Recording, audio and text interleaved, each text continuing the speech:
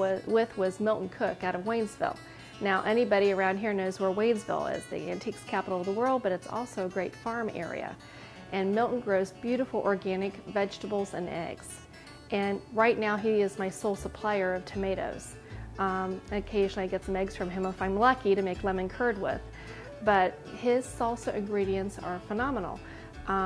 From him, I met other farmers. After 14 years, I have about 5 local farmers that call me in January, how blessed is this, to say, Sonia, what kind of seed do you need this year? What kind of tomatoes do you want us to provide for your salsa?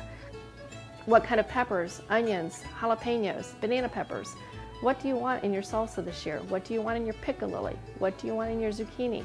So I actually get to tell them what seed I want to grow the vegetables I want. That's as specific as it can ever get for a chef. The other great things that have come out of our relationships with farmers around here are definitely our relishes.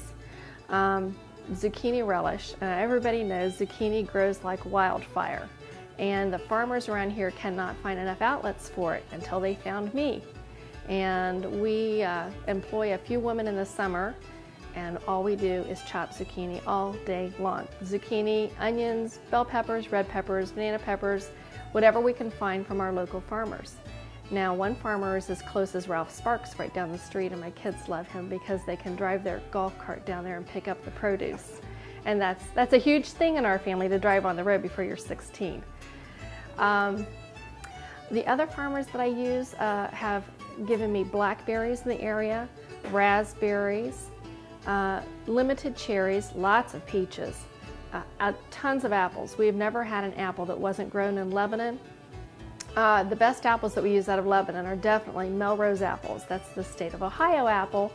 And following that, we use Cortlands and McIntoshes. Now, we carefully select what apples we use. As people will know when they go to a farm market, if they ask a farmer, the farmer will tell them what apples are best for what they're going to do, whether they're going to eat them straight or baking or canning. And the apples that I choose are very sweet, and they're perfect for canning not only regular canned goods like spiced apples that we make in the fall, but for sugarless recipes like our apple butter, which is no sugar in it.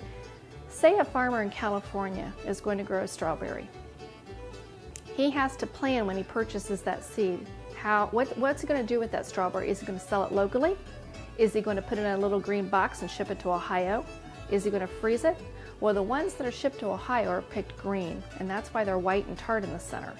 And that's why they're not good for Ohio canning. I would never use one in what we make. But the ones that he freezes could be a little bit better. But an Ohio strawberry is actually grown to fruition. The farmers here are not planning on shippability.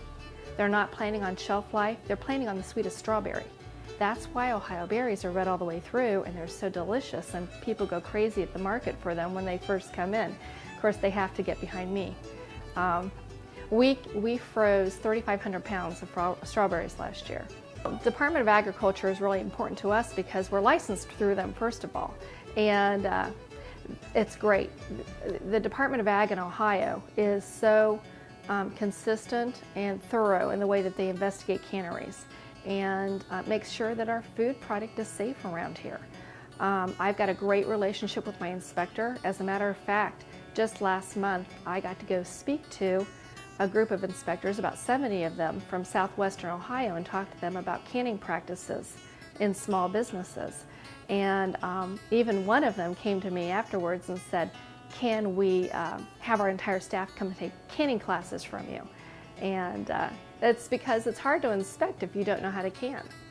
So we'll be teaching inspectors how to can in the future. From there, I found out about the Ohio Proud program, actually through Milton Cook, my first farmer I ever met. He was really big into it and connected me up. I've been in Ohio Proud for about 2 years, I think, and it's done a lot for me. First of all, you're here because of them. Also, I have great marketing materials to use at a very reasonable cost that make our product look super. And there's definitely a slow food movement, a locavore movement throughout Cincinnati. I'm not sure about the rest of the state, but down here it's big. And people want to know that your product was manufactured and the food was grown in Ohio. So I've got now the marketing capability to